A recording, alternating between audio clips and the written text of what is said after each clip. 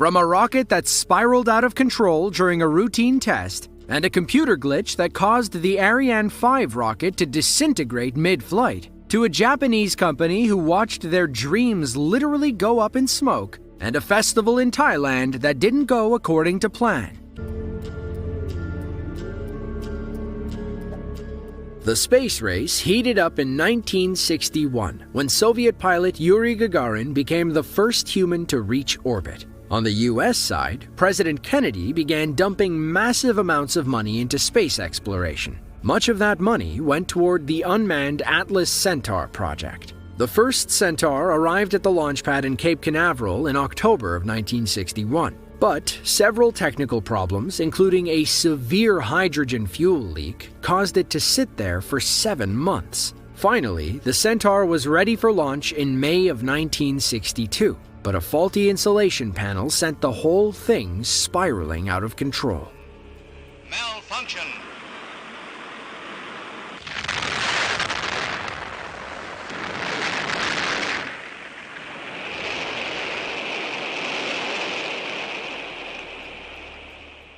For reference, Neil Armstrong was 7 years away from landing on the moon. Still, watching the Centaur explode didn't make anyone too excited. The Centaur program didn't have a stellar history either. It was supposed to be the world's first launch vehicle with a liquid hydrogen-fueled stage. 5 of the first 7 test flights ended in failure, including this one. Finally, the 8th mission proved successful. At the time, a congressional investigation called the overall management of the Centaur program weak. Wernher von Braun wanted to cancel the whole thing. Today, NASA considers the Centaur to be America's workhorse in space.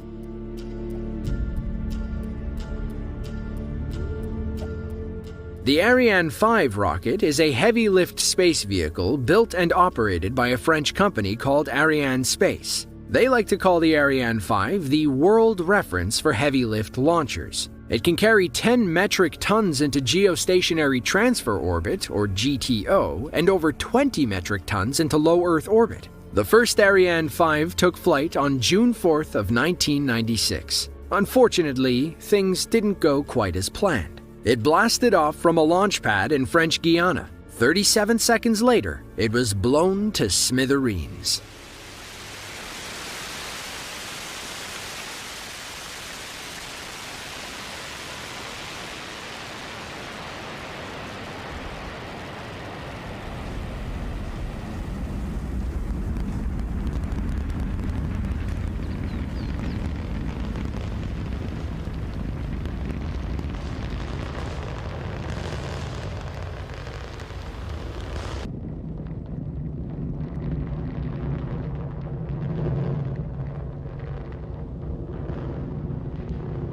Tous les paramètres propulsifs sont normaux et la trajectoire est normale. Would you believe that a computer bug in the rocket's inertial reference system was the reason it blew up? That tiny glitch ruined a $370 million launch and delayed further research for another 4 years.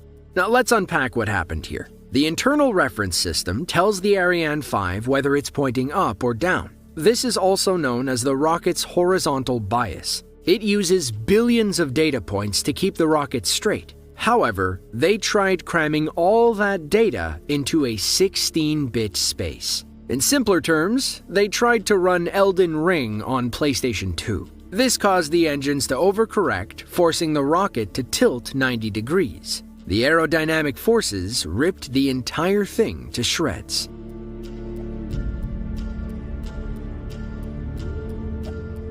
The S-300 series is a family of surface-to-air missiles developed by the former Soviet Union. They appeared in the 1970s and became popular in Russia, Ukraine, and other Eastern Bloc countries. S-300s are defense missiles. They're meant to shoot down aircraft, drones, and incoming offensive weapons. So, to ensure these defense systems are working, Russia conducts regular tests in open fields. On May 24th of 2011, the Russians conducted one such test. The first launch went great. The second, not so much.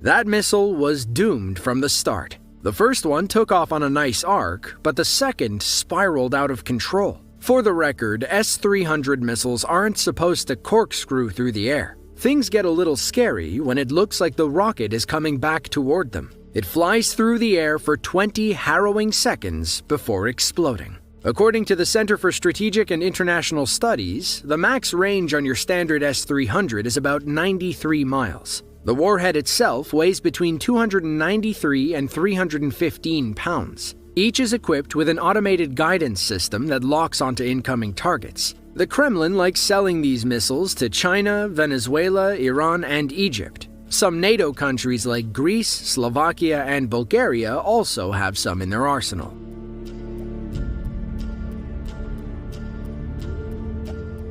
On April 20th of 2023, a massive crowd gathered near the SpaceX Starbase in Chica, Texas. They came to watch the 40-story Starship rocket launch into space. According to SpaceX, Starship is the most powerful launch system ever developed. Once they get it right, it'll be able to carry 100 people on long-duration interplanetary missions. But the only way to ensure Starship is safe is to test it. Elon is going to burn through several prototypes until he builds one that works. April 20th of 2023 was the most progress they'd made to date.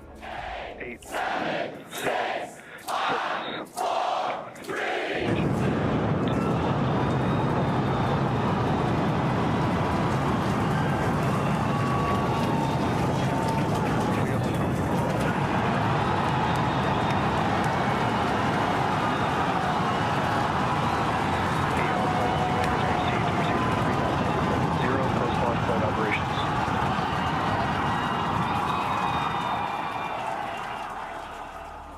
Things got off to a great start. According to SpaceX, everything after leaving the launch pad was uncharted territory. The rocket keeps getting faster and faster, quickly blowing past 300 miles per hour. It banks right as it surpasses 2.5 miles, or about 13,000 feet. Then, it punches through the area of greatest atmospheric pressure right around 26,000 feet at over 600 miles per hour. This is when things head south, literally. As you can see, a few of the engines stopped working. The thrust was enough to punch through the atmosphere and reach the boundaries of space, but it was during stage separation that things went horribly wrong. The first stage should have separated at the 3-minute mark. From there, 9 engines in the secondary stage would have carried Starship into space. Instead, the rocket began tumbling for a long, harrowing minute.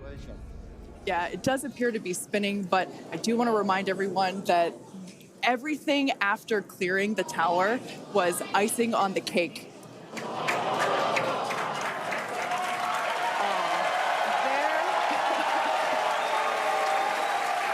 there, as you saw, as we promised, an exciting end to the Starship inaugural integrated test flight. Starship didn't explode by accident. SpaceX tweeted afterward that the Flight Termination System, or FTS, basically a self-destruct button, kicked in to prevent further danger. Even though it was back to the drawing board, the failed launch was extremely helpful. In the words of Thomas Edison, "I have not failed 10,000 times. I've successfully found 10,000 ways that will not work."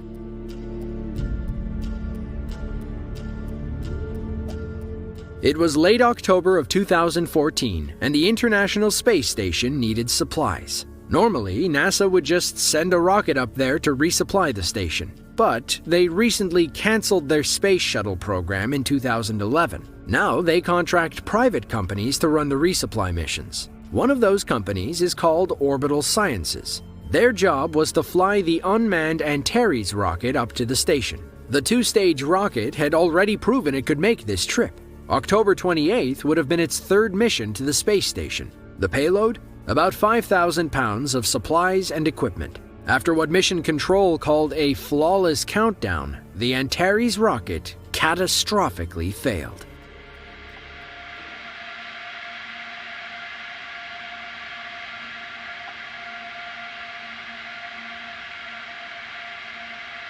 CVC slew initiated. T-minus 10 seconds.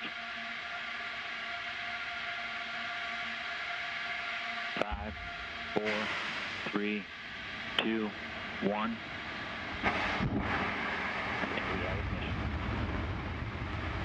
And we have liftoff of Antares, the abort 3 missions that brings Cygnus on its third CRS mission to the ISS. Got main engines at 108%. Avionics power nominal.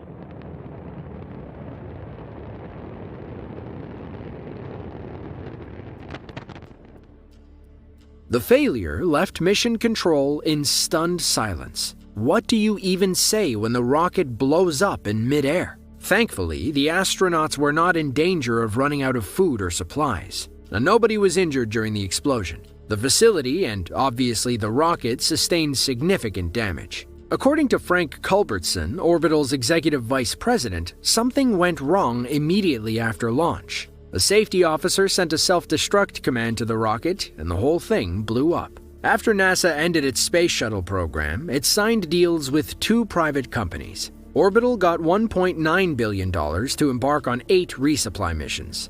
Elon Musk's SpaceX got $1.6 billion to fly 12 missions.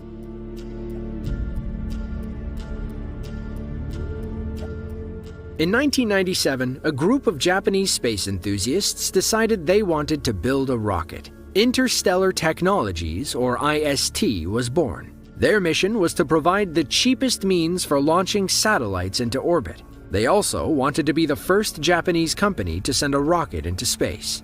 Their dream was finally coming true on June 30th of 2018. They positioned their 10-meter Momo 2 rocket on the launch pad and began the countdown. They had already done this song and dance once before. The first launch was only a partial success. This time, they'd get it right, or not.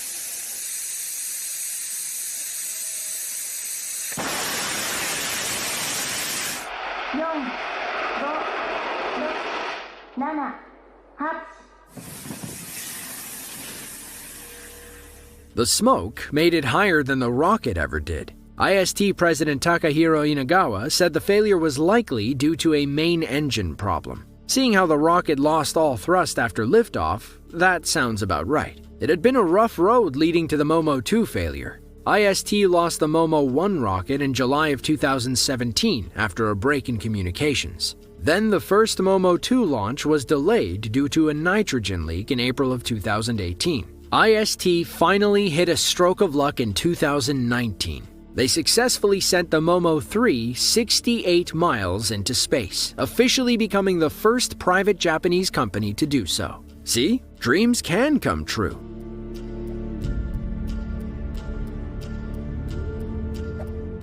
The Russians like to boast that the S-300 is better than the US Patriot missile system. We beg to differ. These Soviet S-300s keep failing left and right. This next failure comes from the Astrakhan region of southern Russia, in a desert near the Caspian Sea. In August of 2016, Russian troops stood back and watched their S-300 shoot up into the air. Once again, the thrusters didn't kick in and the payload fell back to Earth.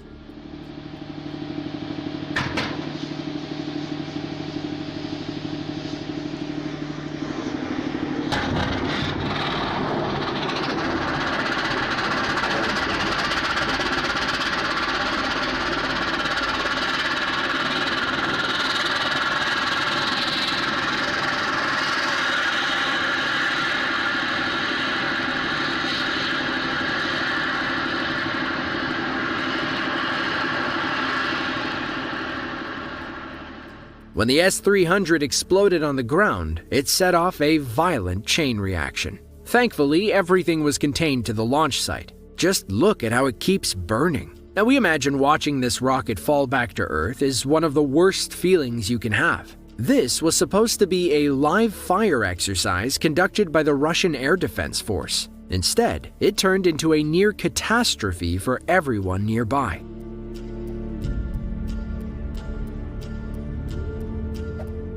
The Rocket Festival is an annual celebration in Thailand. They usually hold it in mid-May, right before the start of the rainy season.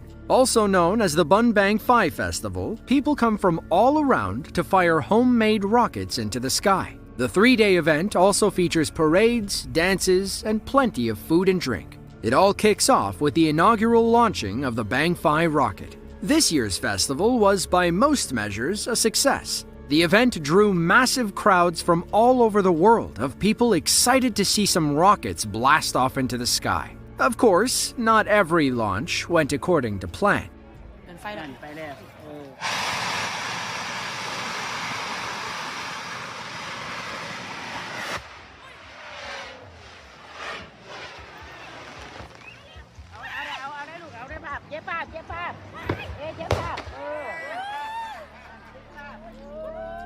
So that obviously wasn't supposed to happen. Most of the homemade rockets go off without a hitch. Someone clearly messed this one up. The rocket barely makes it off the launch stand before failing and sending debris into the lake. To the unaware spectator, you might have thought you were at a fireworks show. Thankfully, nobody was injured, and after a brief intermission to clean up and stage the next rocket, the show went on.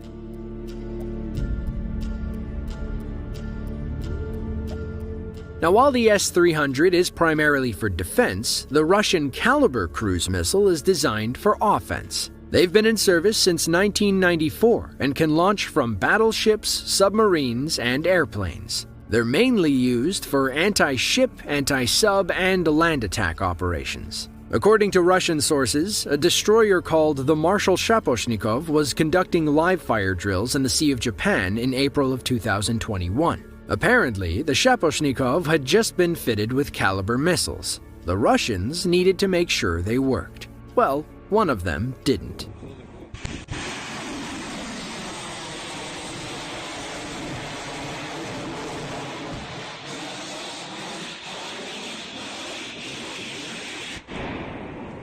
Сейчас вот этот всплески, смотри, как там вверх будет прыгать.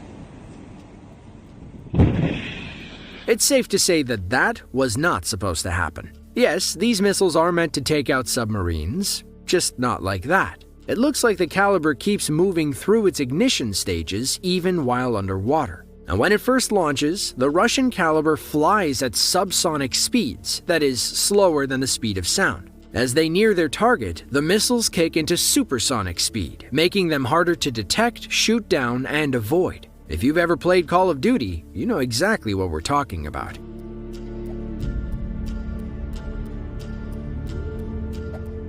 On September 13th of 2001, some Russian military folks gathered in the middle of nowhere to test their S-300 rockets. Much like the other S-300 failures in this video, this one left everyone waiting with bated breath.